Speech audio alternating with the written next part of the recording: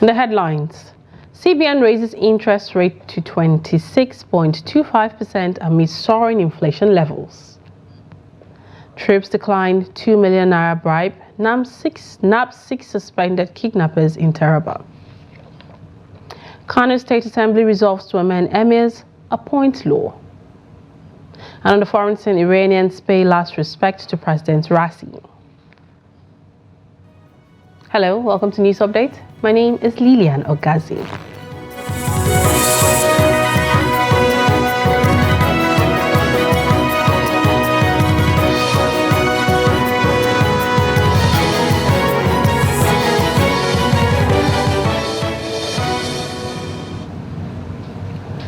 And now to the news. The Central Bank of Nigeria, CBN, has increased the interest rates by 150 naira basis points from 24.75% to 26.25%.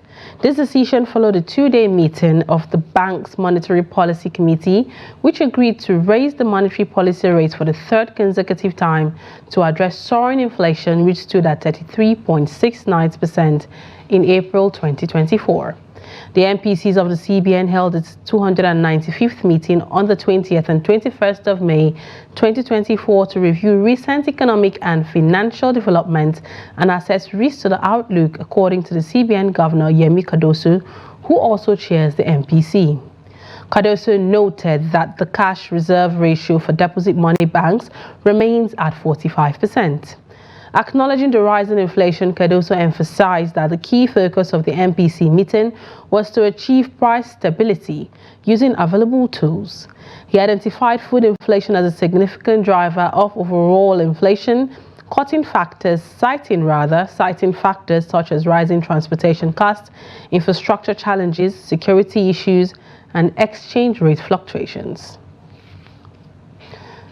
Meanwhile, troops of the 6th Brigade Nigerian Army Subsector 3 Operation Wellstroke have apprehended 6 suspected kidnappers in separate operations carried out within Taraba State. 2 of the kidnappers were reported to have attempted to bribe them with 2 million naira, acting on the tip-off troops from the 93 Battalion Subsector 33 stationed at Forward Operating Base Wukari carried out a raid in Chinkai village of Wukari local government area, leading to the apprehension of 2 individuals identified as Usman Gida Ali and Abdurrahman Ahmadu. In a statement, the Acting Assistant Director, 6th Brigade Army Public Relations Lieutenant Oni Olubunde said the suspects have been on the wanted list of security agencies for their involvement in multiple kidnappings in Wukari and its surroundings. In a related operation in Ibi local government area, troops stationed at Sarkin Kudu apprehended 4 more suspected kidnappers, namely Jafaru Banyi, Mohammed Ardo, Ahmadu Lawal Shatta, and Biyu Ardu. The suspect, he said, have been linked to numerous high-profile abductions in the region, targeting both locals and foreigners for ransom, adding that they have long been under the surveillance of security agencies. The FCT Commissioner of Police, Benneth Igwe, has stated that to better secure the FCT in Nigeria, the Nigerian Police Force needs more personnel and advanced technological equipment. He made this remark while answering journalists' questions during an update on the security situation in the FCT. Like the police is doing recruitment now, they're about doing recruitment, we need more personnel. And the IG is doing everything possible to ensure the recruitment is moving. So, any minute from now, we start our training. We just finished the recruitment, we start our training because we need more manpower. The IG is currently working seriously to ensure a lot of technical equipments are brought into security. We use drones, we use all in order to ensure safety. So we need all those gadgets. It helps us so much, like CCTV cameras, one-to mount in certain places. All of them are what we are begging that it should be done, so that more safety will be accorded to Abuja as the capital city of Nigeria. Abuja has been very safe, and will continue to remain safe. And we have done everything possible to ensure the safety of Abuja, because we know the terrains of the bandits, we know their routes, we know their modus operandi. So, and that's why we have succeeded in keeping Abuja and making it safe. We don't care how the armed robbers or the bandits feel, but we are telling them we are dominating everywhere, including the bushes, from where they move. Recently, I have brought in, because they used to move with the Bija motorcycle, I have brought in the Bija motorcycle. So I have taken over the mountains. So, and that's why anyhow they enter, we must conquer them. So we have neighbors, very terrible neighbors that are crime prone, from Kaduna to Niger to Nasarawa to Kogi. We are where? We are where our boundaries. So, and that's why what we have done is to ensure the safety of everybody in Abuja. I want to assure and inform every resident that we are still on top of every situation. Operatives from the Imo State Police Command Anti-Kidnapping Squad have successfully rescued a pregnant woman and her 4-year-old son from a group of dangerous kidnappers in the state. Trust TV's Ajibade Perez has the details in this report. Moving on, Kano State House of Assembly has resolved to amend the state emir's deposition and appointment law. Majority leader and members representing Dala constituency Hussaini Dala moved the motion during plenary on Tuesday. There have been calls for the reinstatement of the post for Thind Emir Mohammed Sanusi, largely by Kwankwasia supporters in the state, who also want the newly created emirates of Bichi, Gaya, Rano and Karaye dissolved. There are, however, groups opposed to the dissolution of the new emirates. The pro-Sasimlaye Fubara River State House of Assembly, led by Honorable Okojombo, has invited 8 nominees for screening as commissioners designate. The nominees are meant to fill vacant positions in the cabinet, following the resignation of 5 commissioners loyal to the Minister of Federal Capital Territory, FCT, Nyesom Wike. The letter of invitation was signed by GM Gills West, the clerk of the Pro-Fubara House of Assembly. The letter of invitation directed the nominees to come along with them 12 sets of their curriculum vitae and the original and photocopies of their credentials to the hallowed chamber of the Assembly on Tuesday by 10 a.m. for screening. Meanwhile, a former People's Democratic Party PDP member of Anambra State House of Assembly, Honorable George Okoye, has cautioned the party's stakeholders against new mega-party arrangements which will lead the party into extinction. According to him, some of the party stakeholders going into a merger arrangement ahead of the 2027 general election will kill the PDP. He rather stated that the party's current political misfortune is lack of credible leadership and called on the stakeholders to enthrone a leadership that would work for the interests of the party and not those who would rather pursue selfish ambition. He insisted that the PDP is the only opposition party in Nigeria and advised that it must not be allowed to fizzle out because of inordinate ambitions of some of the stakeholders. He said that the party leadership should sit down and restructure the party for better Nigeria rather than jumping into the so-called new mega party. Pensioners and other workers in Nigeria are berating the federal government's plan to borrow the sum of 12 trillion naira from pension fund for infrastructure development in the country. It would be recalled that the Minister of Finance and Coordinating Minister for the Economy, Wale Edun, had on Tuesday last week disclosed that the federal government planned to tap from the locally available funds such as pension and life insurance to develop infrastructure. Ado Musa completes the report. The pension fund concept is designed to promote long-term financial security and peace of mind for individuals, allowing them to enjoy their retirement years with dignity and comfort. However, the announcement to tap into the savings of pensioners made after a 2-day meeting of the Federal Executive Council presided over by President Bola Tinubu has resulted in condemnation from various quarters. Pensioners and civil servants in Jos, the Plateau State capital, who depend on the pension to continue life after retirement, express total rejection of the plan. Someone who has worked for the nation for over 30 years, his hope, someone that could not build a house for himself, his hope is the money that he's going to earn at the end of the day. So if this money is borrowed, then what will be his future? So his future is dash. It's not a good idea. I'm not in support of that. So they should look for money or try to know, they should look for ways to fund the major projects that they are having in the country. And I'm not happy on hearing that news. And of course it is wrong. That plan is not in consonance with the initially conceived idea of the contributory pension. I think for the government to borrow that money is not the best. Because as I am now, I retired a year ago, and up to now there's no news about my benefits. So I think it's bad. They should look for other ways of borrowing money to fund the infrastructure. Some Nigerians also expressed their views over the government's plan to borrow the money. I will just ask Nigeria a question. The ones they have borrowed, what have they done with it? We only hear they borrowed money, but what they did with the money, we don't know. So I'm not in support of them. From my layman's position, that I want to suggest that government should back out from that plan, because it may not be invisible in the sense that at the end of the day, some workers will benefit from the agenda. Some may not benefit. It may not go around. Some will not benefit. So I'm of the view that government should back up. The issue of federal government going to borrow the pensioners fund is completely out of place.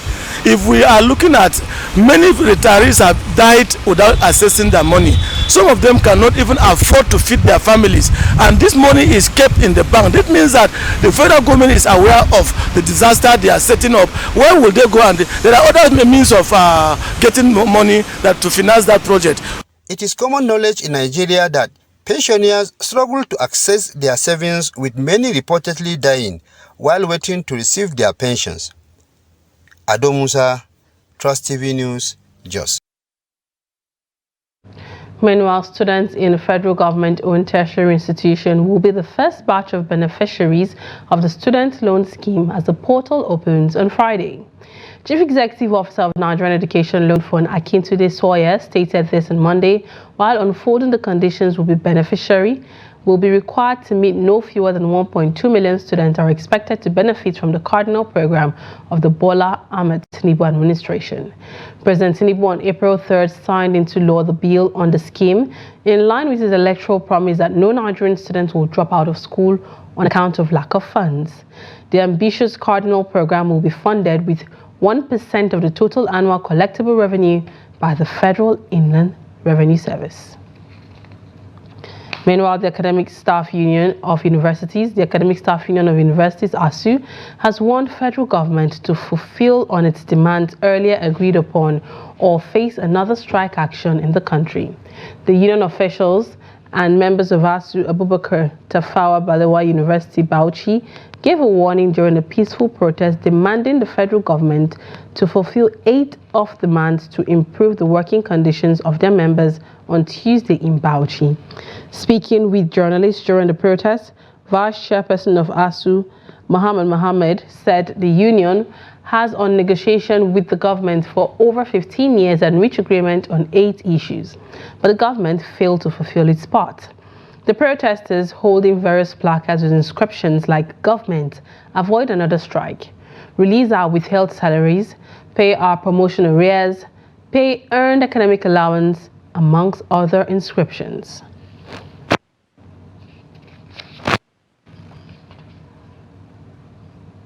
This is news updates coming to Trust TV. Coming up,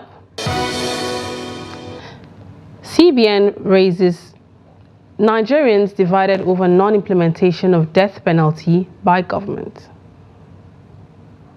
More news when we return. Do stay. You're welcome back. If you're just joining us, this is news update coming to you from Trust TV. Let's take a quick look at our top stories again. CBN raises interest rate to 26.25% amid soaring inflation levels. Troops declined 2 million naira bribe, nab 6 suspected kidnappers in Taraba. Now moving on, Lagos State Government has sealed over 840 event centers and social facilities for safety violations and non-compliance with extant laws. The Ministry of Special Duties and Intergovernmental Relations, which revealed this, also noted that safety officers from the State Emergency and Fire Rescue Agency successfully rescued 376 victims, preserving properties estimated at 152.22 billion naira. The ministry noted that its decision to seal the event centers was to mitigate risk and protect the lives and property of the government and citizens. Speaking during a ministerial press briefing at the Baguda Kaloth Press Center on Monday, the Commissioner Benga Oyerinde said the Lagos State Safety Commission carried out enforcement actions at 840 facilities, including event centers, clubs, lounges and hotels and construction sites for safety infractions in the interest of public safety in the last year.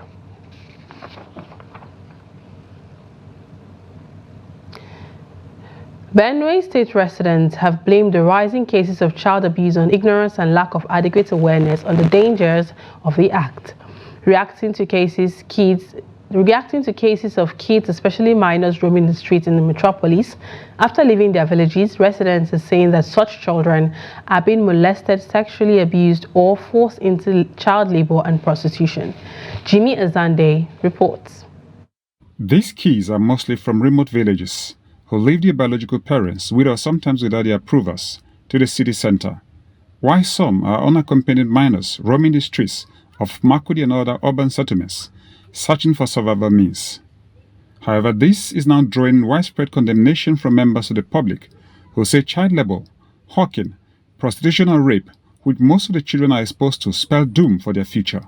Actually, I don't believe in the idea of sending my child out there in the city for someone to be trained on my behalf. That is why I always encourage parents to give birth to a certain number of children that they can take care of. Taking care of your child doesn't necessarily mean you have all the finances in the world. As a parent, you just need to be with your child, support him financially, physically, and psychologically. There are some people that don't necessarily support children in this way. Sometimes when you send your child out there, your so-called relative might turn the child into a street hawker, and then you staying in the village might feel that my child is in the safe hand, but in the actual sense, your child will be suffering out there. They are lured to the city because of poverty and the ignorance of their parents, who many times are deceived into thinking that they will have a better life through education for the kids. The reason why most people send their children to the big brothers in town, as some may call it, is one, because of financial imbalances, that they cannot take care of those children on their own, and so they always feel it is a kind of help from those people. In most cases, these people came in a deceptive form.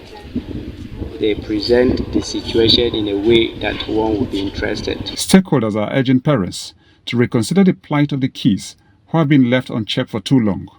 Those children too have the right to be in school. And those children who are hawking out there are exposed to so many dangers, especially, I would say, even sexual harassment, because these days you find children being abused sexually. The absence of basic infrastructure in the villages, experts say, is a major reason for rural to urban migration in the state.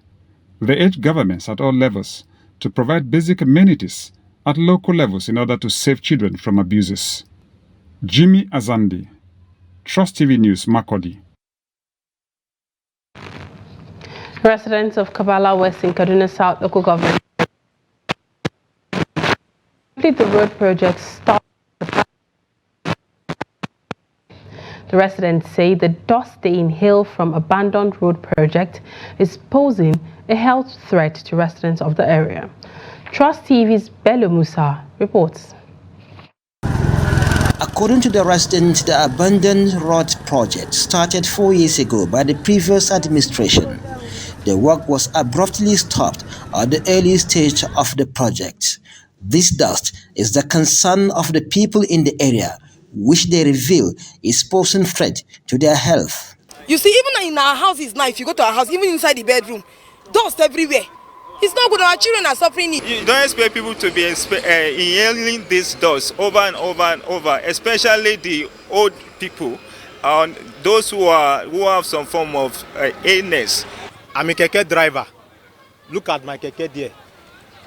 I can't walk 8 hours because of this dust and damage of the keke. Because if I walk fluently, my keke will damage even me, my health. Car is too much for us. This dust is too much for me and my children. Everybody in Kabala here.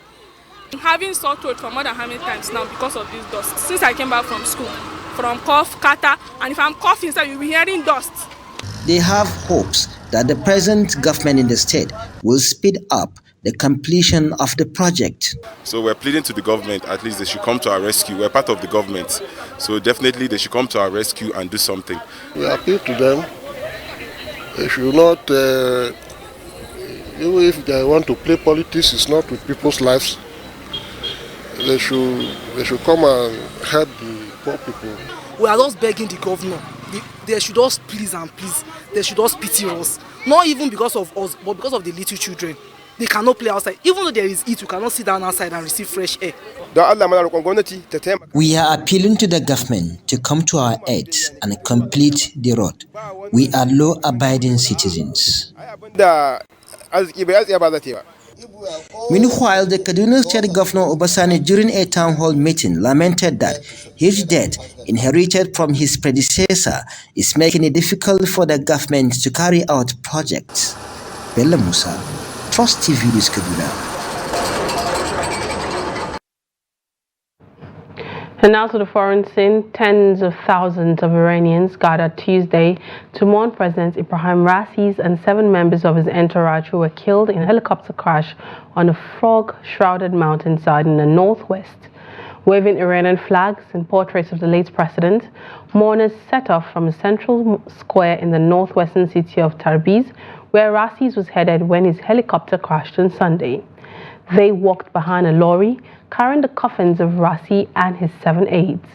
Condolence messages floated in from Iran's allies around the region, including the Syrian government, Palestinian militant group Hamas, and Lebanese militant group Hezbollah. Raisi succeeded the moderate Hassan Rouhani at a time when the economy was battered by U.S. sanctions imposed over Iran's nuclear activities.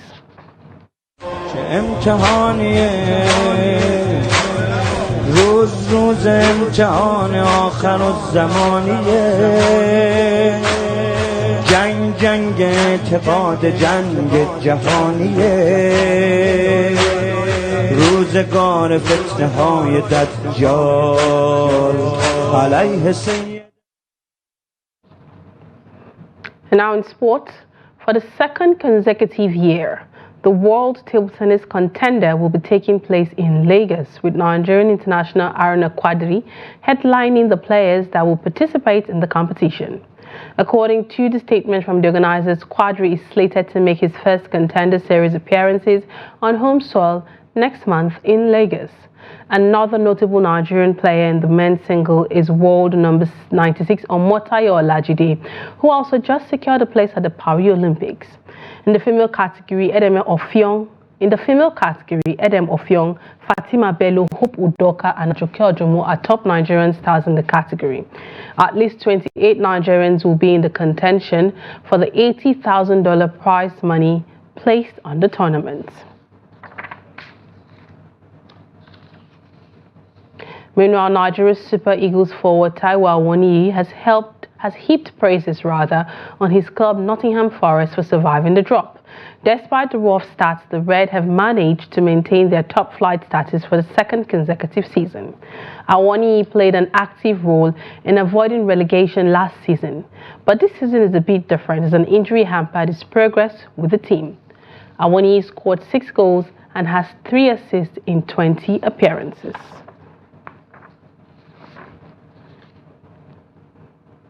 With that, we've come to the end of News Update here on Trust TV. Do well to follow us across all our social media platforms for more news, programs, and documentaries. I am Lilian Ogazi. Thanks for watching, and bye for now.